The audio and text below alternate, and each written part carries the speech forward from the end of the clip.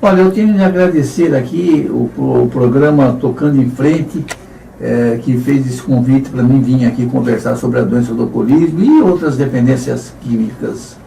E olha, pessoal, eu acho que ouvir o programa Tocando em Frente aos sábados, na Rádio 9 de Julho, esse programa, e assistir depois no nosso canal do YouTube esse programa, é uma maneira das pessoas terem conhecimento sobre dependência química, informações, local de tratamento, que é tão difícil. Aqui você encontra possibilidade para isso. Então, se você tem problemas ou conhece alguém que tenha problema de dependência química e de alcoolismo, escute o programa aos sábados, Tocando em Frente, na Rádio 9 de Julho, e também você vai ter uma surpresa, você vai ver que tem até vagas para a pessoa poder se tratar.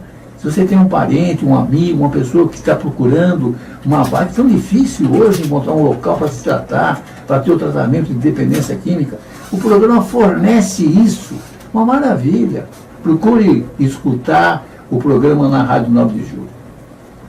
Volta com o programa Tocando em Frente, com a ilustre participação do Dr. Paulo de Abreu, que está dando uma aula para nós aqui hoje sobre a doença do alcoolismo e os prejuízos causados às famílias e à sociedade. A Eliane do Gabata São Roque está dizendo: está muito bom ouvir o Dr. Paulo falar. Eu concordo contigo, Eliana, tá muito bom mesmo, tá muito bacana aqui essa entrevista. Ligue para nós, 3932-1600, e deixe lá sua pergunta para que o Alex possa anotar e passar aqui para o Dr. Paulo. Tá, já agradecendo também a participação do pessoal Débora Rosseto Durão, Luiz Pansonato. Um abraço pro Júlio Neri, nosso querido companheiro Júlio Neri, que sempre tá aí também acompanhando a gente. O Júlio Neri da Amor Exigente, Patrícia Faquin, Beth Van Halen, Adriana Costa, Sandra Gontijo, Leandro Oliveira, Nildêmia Cardoso Cabral, toda essa galera que tá aí nos acompanhando pela internet e pela Rádio 9 de Julho. Doutor Paulo, a pergunta do Ronaldo Risseto, né? Do diretor de comunicações do Amor Exigente. Queria saber se a doença do alcoolismo é mais danosa nas mulheres. Como é que... Então, olha, a doença do alcoolismo é uma doença que produz muito preconceito. O doente do alcoolismo, ele é um doente que sofre muito preconceito, porque ele chega num determinado estágio em que ele está dependente físico do álcool. Ele tem de ingerir o álcool. Se ele não ingerir o álcool, ele vai começar a apresentar sinais e sintomas da ausência do álcool no corpo dele que ele não aguenta. Como que ele vai aguentar ficar tremendo, ficar tendo alucinações, com dores nas articulações, com dificuldade em falar, não consegue nem se expressar, uma série de sintomas que ele sabe que se ele tomar um terço de copo de pinga, por exemplo, desaparece imediatamente como um milagre todos os sintomas e ele se torna alto, loiro, de olhos azuis e forte. Então, ele está dependente, ele é dependente do álcool. Ele de manhã cedo acordou, a primeira coisa que ele tem que fazer é tentar tomar o primeiro gole, porque normalmente ele não consegue. Ele está com uma gastrite tão grande já, que o primeiro gole que ele toma, a primeira parte do álcool que ele toma, ele vomita assim, meio escondido, ele vomita.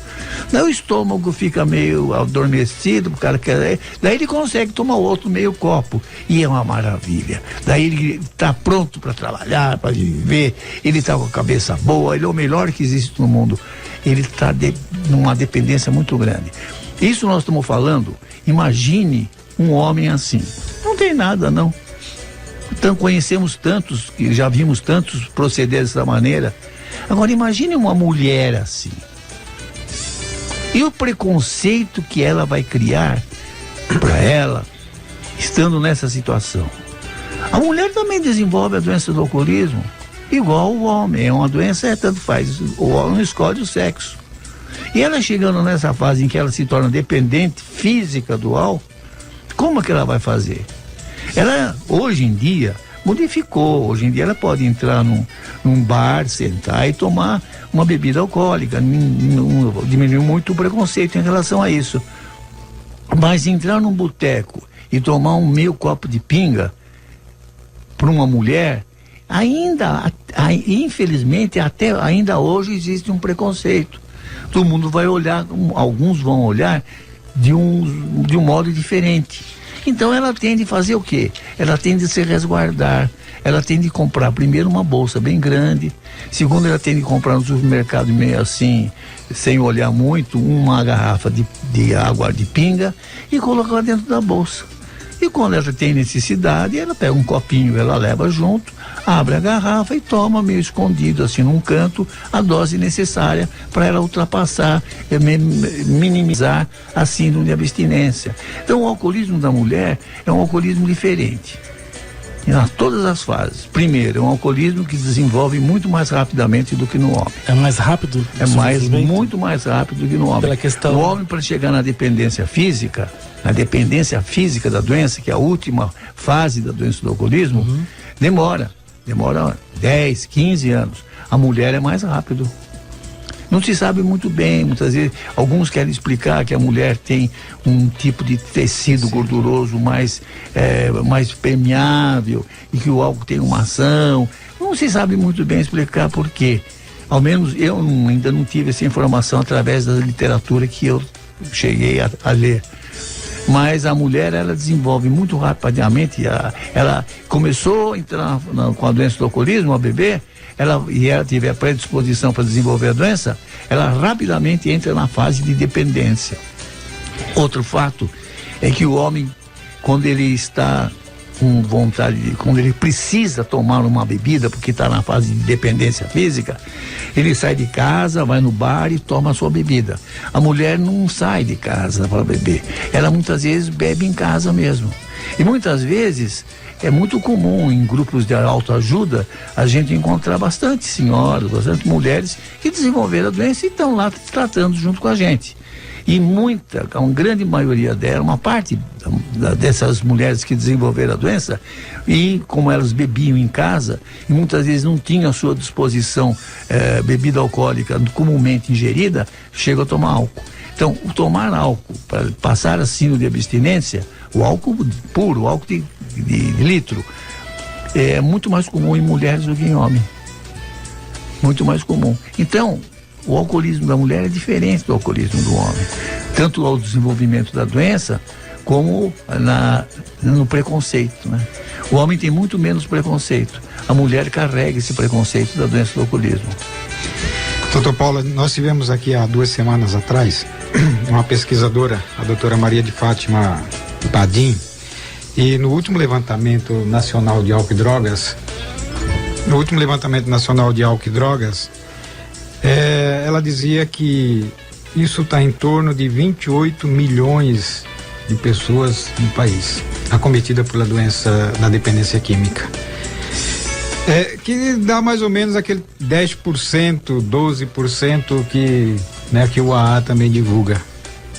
Muitas pessoas dizem que nós somos exagerados quando falamos desse assunto, desse número de pessoas. O que o senhor diz assim? Eles dizem que nós exageramos porque nós dizemos que nós estamos numa epidemia. E o pessoal da redução diz que nós somos exagerados. O senhor tem alguma opinião? Não, olha, o conhecimento que eu tenho sobre incidência da doença do alcoolismo é baseado em dados da Escola Paulista de Medicina, que tem um instituto lá dentro que fornece dados estatísticos muito interessantes. A doutora é desse instituto. E veja bem, olha, os últimos dados que eu tive conhecimento, e a gente já esperava, porque essa incidência não é só aqui no nosso meio, é a incidência de quase grande parte do mundo. A doença do alcoolismo tem uma incidência de 10% da população. Isso já muitas pesquisas mesmo já comprovaram várias vezes feita no Brasil, em várias épocas, sempre comprovam. A doença do alcoolismo está sempre em torno de 10% da população. Então, isso quer dizer que agora, essas pesquisas estão erradas, doutor? Não. Esse outro povo diz que nós somos exagerados. Não, o que é interessante é o seguinte: a doença do alcoolismo, a incidência comprovada é de 10% da população. Ou seja, 20 milhões no Brasil. E agora a incidência, por exemplo, de crack, por exemplo, é 2%. A incidência de cocaína, de estimulantes do sistema nervoso central, é em torno de 1%, 1,5%.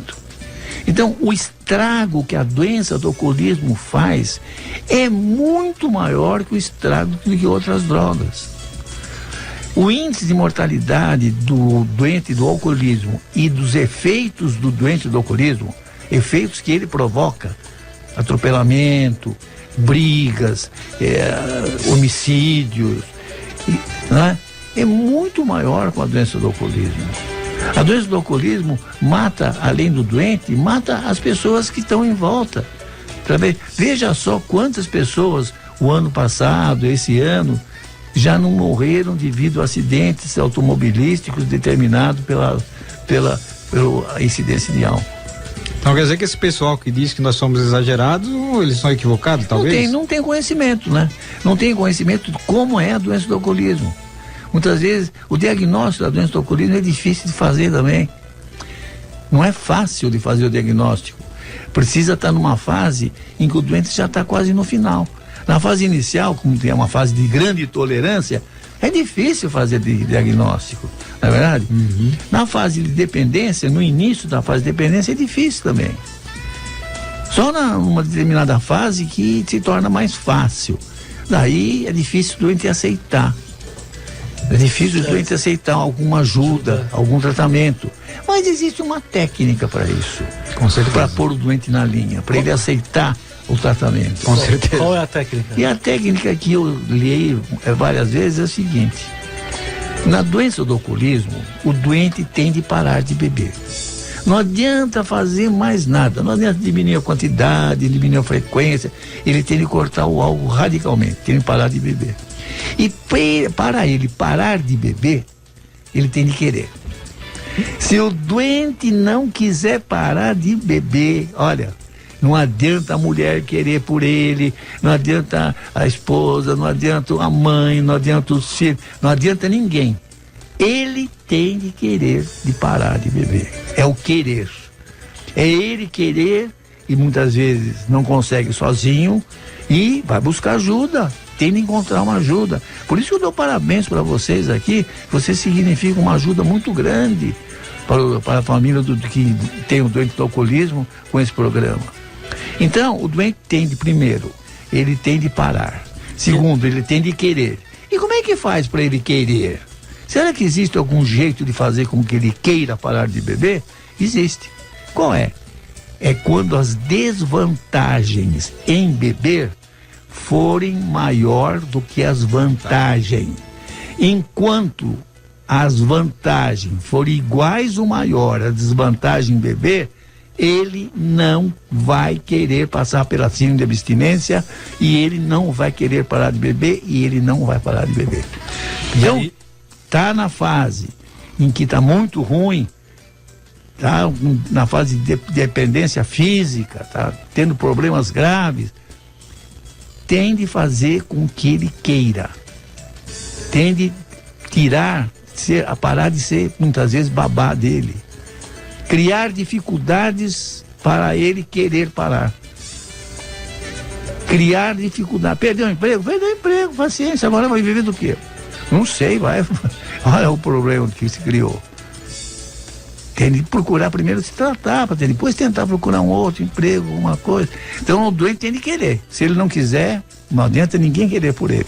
É o que o senhor fala, né? Primeiro tem que ter lá a aceitação, que inclusive é o primeiro passo do NA, do AA, né? Devemos então, aceitar. Para ele querer ter aceitação, ele precisa querer ter. Primeiro. Ele precisa procurar, né? Precisa se informar, deixar ser informado. Sim. O doente do alcoolismo é um doente que, com a própria doença, ela desenvolve um tipo de personalidade muito assim, individualista, entendeu? Autossuficiente, e que é difícil ele aceitar ajuda. Dentro do contexto do estudo da síndrome da doença do alcoolismo, SDA, nós temos as chamadas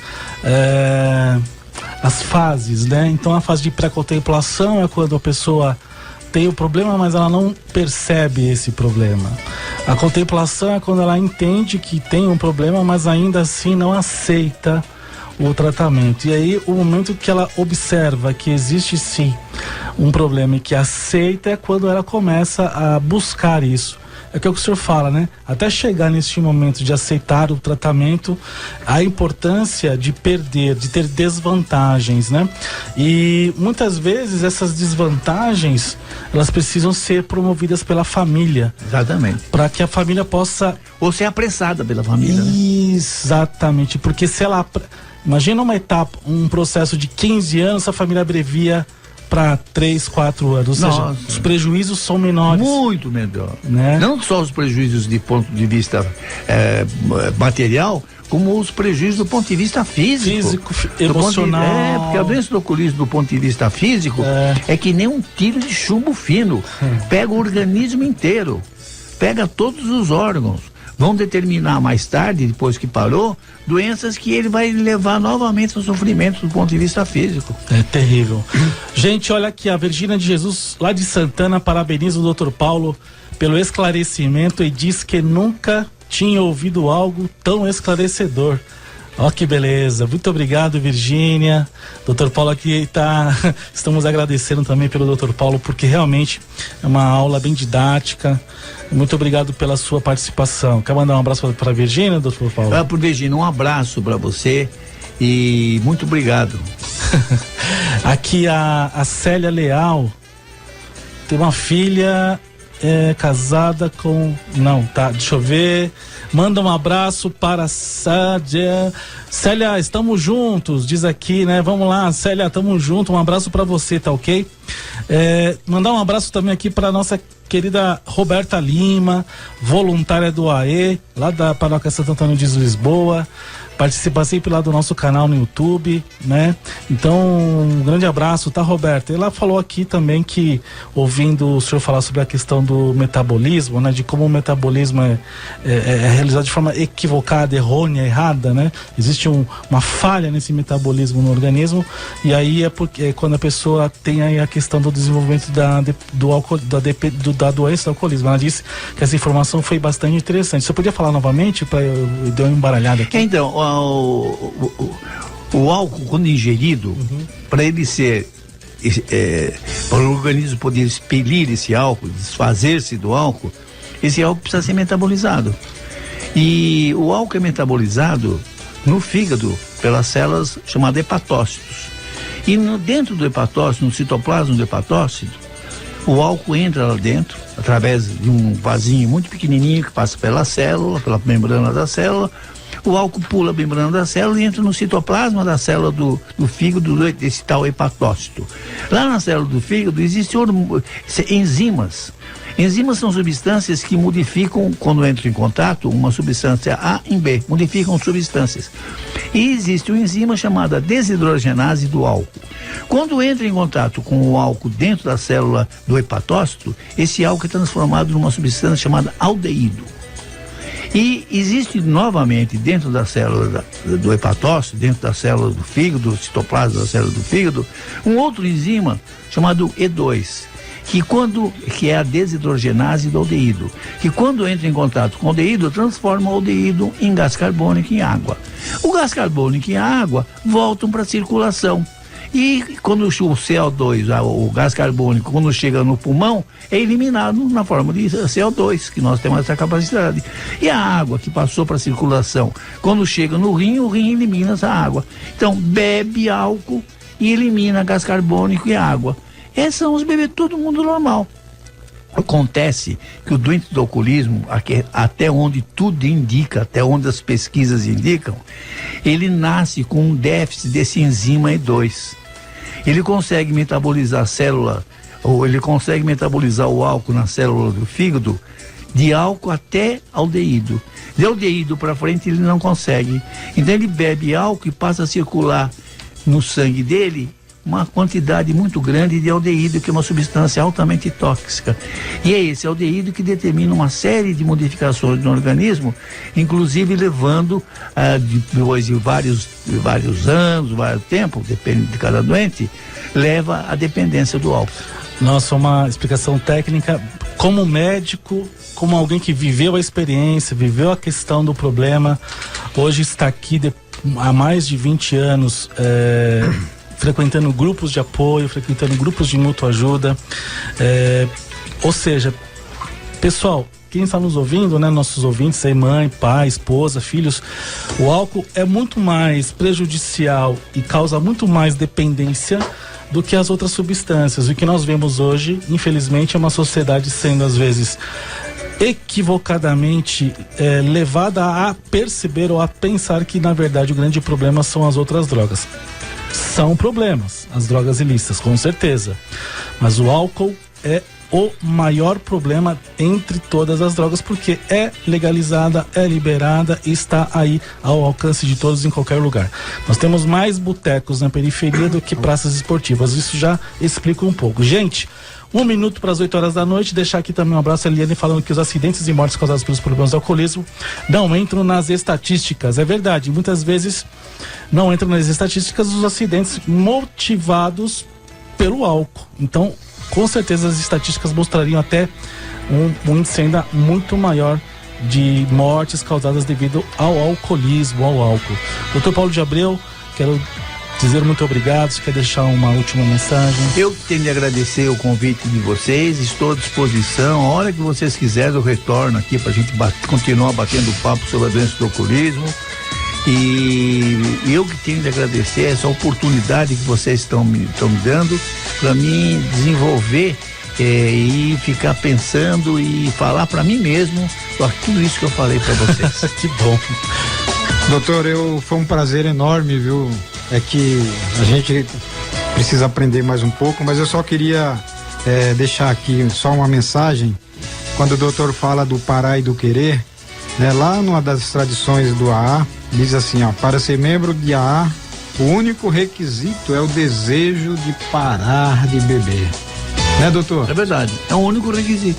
Mas, bom, muito obrigado. Porque o AA já conhecia a doença do alcoolismo, provavelmente, né? Ele já sabia que parando e ficar parado resolve o problema. Obrigado, doutor. Um grande abraço ao Dr. Mário Sérgio Sobrinho, também, que participou aqui conosco. Um abraço a você que está nos vendo pelo YouTube.